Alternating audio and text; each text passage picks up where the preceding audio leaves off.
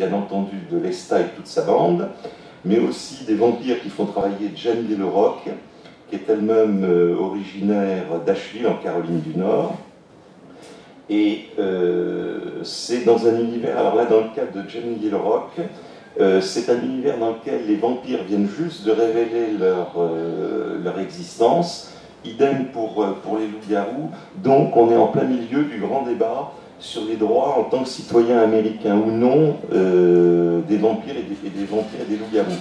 C'est d'ailleurs le même débat que l'on trouve par exemple dans la série Kitty Norville, où Kitty Norville, avec son émission de radio, revendique ses droits. Elle dit on peut naître loup-garou ou vampire comme on peut naître gay ou lesbienne, donc il n'y a pas de raison, on est tous des Américains et la Constitution nous protège. Ça c'est très amusant et typiquement américain. Si on revient maintenant aux localisations géographiques, donc on quitte la Nouvelle-Orléans, on s'enfonce un peu dans les bayous, on arrive à Bontemps où sont installés les vampires de la communauté du Sud. Les frères Salvatore, eux, qui dans le fondal d'un vampire, sont installés dans un autre bastion de la Confédération. Ils sont installés à Falls Church, en Caroline du Sud. Il y a un certain nombre de vampires aussi qui aiment bien l'Amérique profonde et rurale. C'est le cas par exemple de Betsy Taylor, image suivante, dans la série Queen Betsy de Marie-Janice Davidson, elle habite le Minnesota. De même, image suivante, le lycée Saint-Vladimir, qui est fréquenté par Rosa Taoué et par la princesse vampire Moroi qu'elle protège, qui s'appelle Lisa Dagromir. Ce lycée-là se trouve au fin fond des forêts du Montana, dans la série Vampire Academy.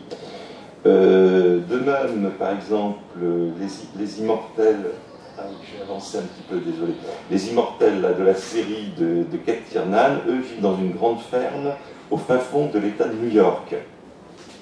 Rebecca Keane, elle dont je vous ai parlé tout à l'heure, qui est sorcière de guerre, s'est installée à Burlington, dans le Vermont, donc plus perdu que ça, c'est difficile.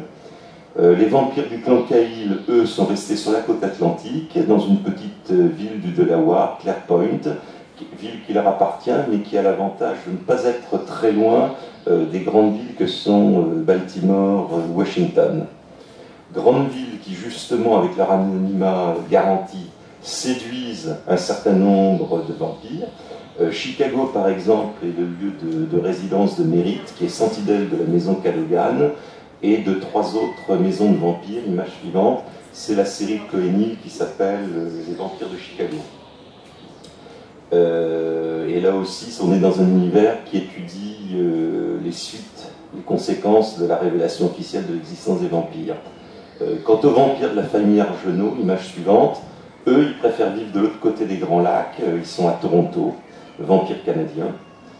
New York, bien entendu, est une ville que les vampires adorent. Liliana Marquette, dont je vous parlais tout à l'heure, y a monté son agence de Vampire Love. Les demi-sœurs aussi de la série Vamp, Cali et Lily, vont à l'Académie Bathory, qui est dans cette ville.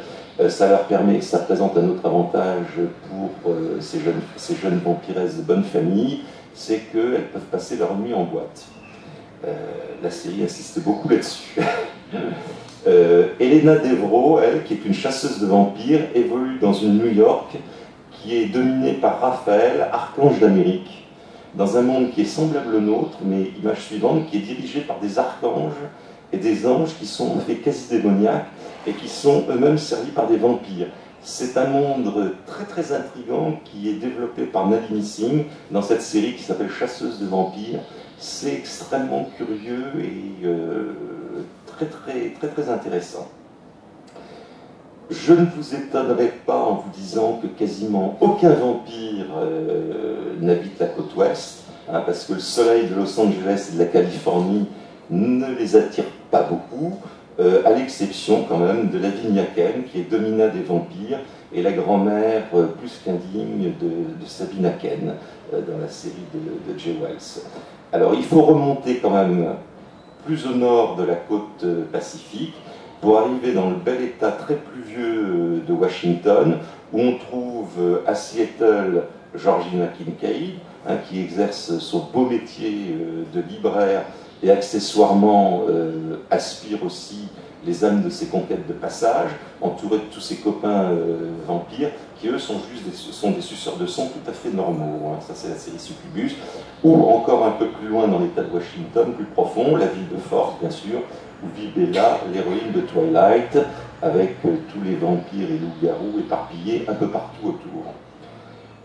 Il n'y a guère en fait que Alexandra Tarabotti, qui est la sans-âme de la superbe série Le Protectorat de l'Ombrelle, l'image suivante, la série Gail Carriger, qui elle habite à Londres, mais c'est un Londres victorien qui dérouterait complètement le comte Dracula, hein, parce que c'est un Londres totalement steampunk, c'est-à-dire qu'il commence à y avoir des dirigeables, des sortes d'automates à vapeur, etc. Un monde complètement étrange.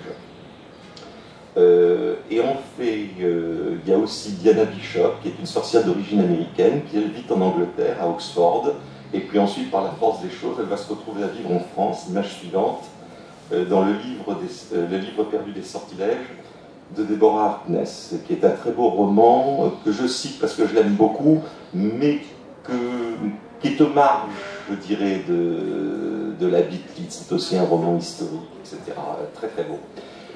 Et l'autre exception à la règle, c'est Riley Jensen, qui habite, elle, carrément dans le sud le plus profond qui soit, puisqu'elle habite dans l'hémisphère sud, à Melbourne, en Australie. Comme je vous le disais tout à l'heure, donc, notre héroïne vit en général entourée d'amis. Il y a toute une bande, alors là aussi, il serait trop long de rentrer dans le détail, parce que c'est très varié, mais comme dans toute bonne littérature populaire qui se respecte, donc l'héroïne est entourée de sa petite bande qui lui permet comme ça de décompresser et de s'épancher. Comme on a affaire à des romans qui, à l'exception de ceux de Riley Jensen, sont écrits par des auteurs américaines, donc politiquement correct oblige, on y trouve tous les sexes, toutes les préférences sexuelles, toutes les variations possibles et imaginables de couleurs d'épiderme, sans parler de toutes les variations possibles et imaginables de créatures surnaturelles. Alors, je résiste quand même pas d'en citer quelques-uns de ces personnages secondaires au passage. Alors, il y a par exemple Jessica, qui est l'amie noire plus riche que Bill Gates, et Mark l'interne gay, qui sont les soutiens de Betsy dans la série Queen Betsy. Hein, il y a aussi la joyeuse bande d'amis de Catherine Crowfield, qui est donc la chef de cette brigade d'intervention, où on trouve des militaires qui sont des humains, des vampires, des loups-garous, des ghouls, et de toutes les origines ethniques possibles, hein, dans la série Chasseuse de la nuit. De même, dans la série Succubus, dont je vous parlais tout à l'heure, les copains de Georgina Kincaid, ce sont des vampires, un vieux voyant noir, Bastien qui est un incube, l'archidémon de Seattle, Jérôme, et son meilleur copain, qui est l'archange de Seattle, un archange qui d'ailleurs est buveur et fumeur invétéré. Dans d'autres cas, l'héroïne est solitaire, mais dans ce cas-là, elle aura un appui. Le meilleur ami de Riley Jensen, donc la vampire de métis et de loup-garou qui vit à Melbourne, c'est son frère jumeau, qui est gay. Comme ça, au moins, le politiquement correct continue de s'appliquer. Comme est gay, et pour un partenaire, l'un des deux partenaires, un démon, le couple sadomasochiste, qui est ami de Morgan Kingsley. Jane Yellowrock, dont je vous ai parlé aussi tout à l'heure, qui est une chasseuse de vampires chamane indienne, et donc qui chasse à la Nouvelle-Orléans. Donc elle peut compter sur le soutien de son amie Molly, qui est une sorcière, alors que Sabina Ken, dont je vous ai parlé, qui habite dans le Vermont, peut compter sur le soutien sans faille de son familier. Non, pardon, Sabina Ken, elle habite pas dans le Vermont, elle habite aussi dans le sud des États-Unis. Donc, le démon de Sabina, c'est donc son familier, c'est un démon de la discorde qui s'appelle Gigul et qui est un amateur inconditionnel de chaînes de téléachat et de porno.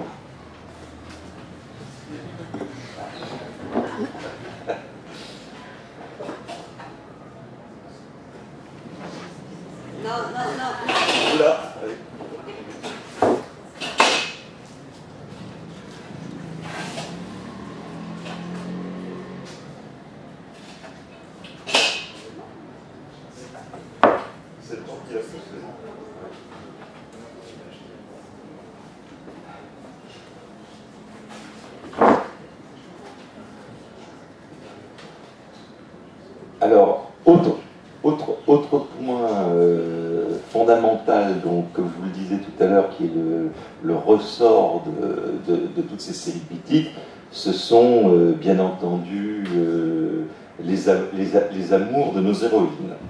Et là, on arrive donc à ce qui est le fondement et la raison d'être de la petite, c'est-à-dire une histoire d'amour qui est difficile, compliquée, impossible. D'autant plus qu'on est souvent aux États-Unis, qui est un pays qui est quand même plus coincé quelque part que le nôtre en la matière, avec le poids de la religion en plus. Donc là, on peut distinguer deux variétés de Beat-Lit. D'une part, il y a les séries pour adolescentes, où là, les émois sont plus simples tout en étant aussi douloureux. Puis-je aimer ce garçon? Dois-je l'aimer? Jusqu'où puis-je aller? Très important. Cally, dans la série Vamps, tombe amoureuse de Peter Van Helsing, qui est un chasseur de vampires, alors qu'elle est vampire. Et Rose, dans la série Vampire Academy, adore son tuteur Dimitri. C'est un amour impossible, puisqu'ils sont tous les deux gardiens et protecteurs de leur maître. Donc ils n'ont pas le droit, parce que sinon on considère que ça pourrait faire baisser un petit peu leur attention. Hein. En plus de ça, dans le cas de Dimitri, manque de bol, il est transformé en Strigoi, c'est-à-dire en vampire noir, les ennemis des maîtres qu'il protège. Bon. Le choix est difficile aussi dans le cas de Sabina Ken, parce qu'elle tombe amoureuse du beau mage Adam, garde de la Pythie, et Sabina Ken, elle, ayant été éduquée dans la cour des vampires de Californie, le mage, c'est l'ennemi à abattre.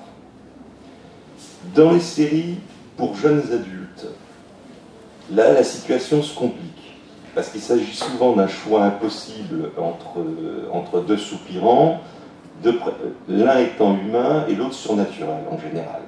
Par exemple, Vicky Nelson hésite entre Henry, beau vampire anglais de sang royal en plus, slingatorien, et puis Mike Cellucci, qui est lui aussi un bel homme, mais qui est un policier italo-américain. Alors évidemment, entre les deux, c'est pas du tout la même chose, mais son cœur balance.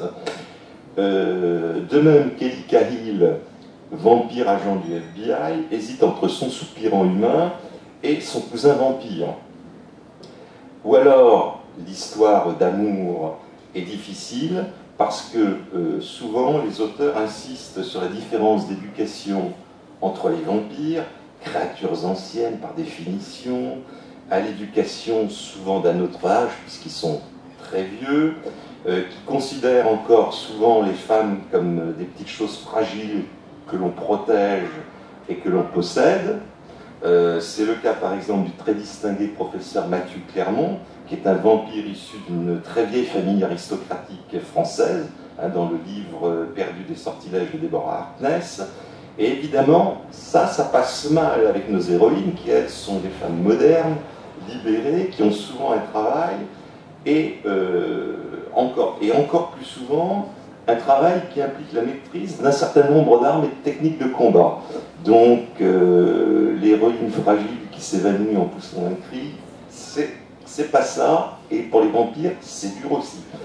Elena Devro, par exemple, vit une histoire d'amour fou et compliquée avec Raphaël, suite à la différence de mentalité. Lui est un archange surpuissant, maître du monde et de New York, mais on sait que c'est la même chose, alors qu'elle est une humaine qui a été transformée en ange. De même, Mérite, dans Les Vampires Chicago, vit une aventure très compliquée avec Ethan Sullivan, qui est maître de l'une des maisons de vampires, et son suzerain. Liliana Marquette, dans la série Vampire Love, vit aussi une histoire d'amour extrêmement compliquée avec Ty Bonner, qui est vampire. Alors ça, ils sont tous les deux vampires. Mais lui, c'est un vampire chasseur de primes, qui en plus de ça a la tête bien solidement accrochée aux épaules, contrairement à Liliana Marquette, qui est complètement faux-folle. Dans le cas de Betsy Taylor, seule sa passion des belles chaussures, elle en a au moins autant qu'Imelda Marcos, lui permet de rester presque saine d'esprit, pour vivre sa relation, qui est une relation amour-haine, avec le beau Éric Sinclair, qui lui est un vieux vampire un peu trop possessif et vieux jeu, et cela après qu'elle ait abandonné ses vues sur l'inspecteur de police humain Nick Berry. De même, l'image suivante, Mina Harper, dans la série Insatiable de Meg Cabot, a aussi du mal. Comment concilier son travail de devineresse dans la garde palatine, hein, cette branche secrète du Vatican chargée d'éradiquer vampires et autres créatures démoniaques, alors que son cœur, et puis le reste aussi dans la série, fondent en présence de Lucien Antonescu, fils de Dracula et prince des démons. Hein, pas facile. Bon. Finalement, les choses sont encore plus difficiles, quelque part, quand en couchant avec votre ami, vous buvez une partie de son âme et vous raccourcissez sa durée de vie de plusieurs années à chaque fois. C'est le dilemme de Georgina Kincaid, la sympathique et tendre succube libraire, amoureuse du bel écrivain humain Seth Mortensen. Alors là, c'est bien pire. Bon. Donc, voilà. Bon, comme vous venez de voir, donc la bitlite, à travers ces différents exemples que je viens de vous donner, a remis en cause et cassé dans le cadre de la littérature, a cassé le cadre de la littérature vampirique traditionnelle. Ah, désolé, vraiment. Donc, ça n'est pas un vampire qui m'appelle, hein, je vous le dis tout de suite. Quoique. Mais, donc, la bitlite, en remettant en cause et en cassant donc le cadre de la littérature vampirique traditionnelle, a fait entrer cette littérature de plein pied dans notre époque. Et c'est ça qui est fondamental, c'est qu'elle l'a remis au goût du jour. Et c'est ce qui en fait tout l'attrait. J'espère que cette brève présentation que je viens de vous faire vous donnera aussi envie de découvrir cette littérature qui est à la fois très populaire et très diverse. Merci beaucoup. Ah, et image suivante, et si jamais vous voulez approfondir la bitlite, voilà, il y a une bibliographie qui vient d'être établie par Alain Sproel, hein, qui a un petit stand là-bas. Et donc, vous aurez, je ne sais plus, dedans, les 75 séries, je crois, qui se publient en France à peu près à l'heure actuelle. Je ne sais plus combien ça fait de volume, un peu plus de 600, etc. Et j'ai été effrayé en la consultant, parce que je me suis aperçu que je les connaissais toutes. Merci. Je ne sais pas si vous avez des questions. Vous voulez savoir en France comment se portent les vampires? Enfin, vous avez beaucoup parlé des vampires américains. Alors, est-ce qu'on en a un ou ils ont maintenant qu'ils supportent le jour, ils peuvent venir. J'ai parlé là spécifiquement de bitlite. Mais, et la bitlite, pour l'instant, à l'exception de Cassandra O'Donnell, qui est le pseudonyme d'une auteure française, il n'y a que des auteurs anglo-saxonnes, disons d'une manière générale. Et Cassandra O'Donnell, donc, a pris ce pseudo pour un peu tromper son monde, quelque part, et a fait habiter son héroïne aux États-Unis, hein, dans le Vermont. En France, on ne trouve des vampires que dans ce que j'appellerais la littérature vampirique plus traditionnelle. C'est par exemple très récemment l'excellent roman de Jeanne Fèvre d'Arcier, dont le titre m'échappe comme ça, mais qui vient de sortir chez Bragelonne il y a quelques semaines. Roman remarquable, mais qui est là un roman de littérature vampirique traditionnelle. Curieusement, c'est un point que j'ai oublié, sur lequel j'aurais pu insister un peu plus, c'est que dans la littérature américaine, dans la bitlite, très souvent, les vampires sont d'origine française. Hein, ça avait commencé avec les Saints, mais ça continue après, parce que quelque part, dans l'imagerie populaire, tout ce qui est français reste synonyme de classe, d'éducation, d'art de vivre. Et ça marque encore aujourd'hui très souvent aussi dans les romans, l'héroïne, à un moment ou un autre, quand elle a enfin réussi à tomber amoureuse, à résoudre en tout ou en partie son dilemme, c'est « Ah, et quand est-ce qu'on va aller à Paris ?» Peut-être aussi un aspect juste historique. Enfin, on imagine que les vampires descendent de dynasties très anciennes. Voilà, et souvent, ils sont d'origine française. C'est compliqué de ne pas qu'il y ait de vampires descendants d'Indiens américains. Il y en a. il y en a aussi. Ben, ils sont de tout, mais on constate très souvent que les vampires sont d'origine d'abord française, ensuite britannique. Mais les Français ont la préférence. Oui. Le phénomène des Buffy Studies, des thèses sur Buffy, etc., a été revu dans d'autres œuvres de Bigfit, ou c'est vraiment spécifique à Buffy? Il me semble, je n'en ai vu que sur Buffy. Je ne suis pas sûr. Il y a sûrement eu des études, peut-être sur des études universitaires sur d'autres grandes séries, mais là, s'il y en a, je ne les connais pas. Mais Buffy a été un tel phénomène entre le succès c'est le succès de la série télévisée là qui a lancé vraiment Buffy. Les romans dont j'ai parlé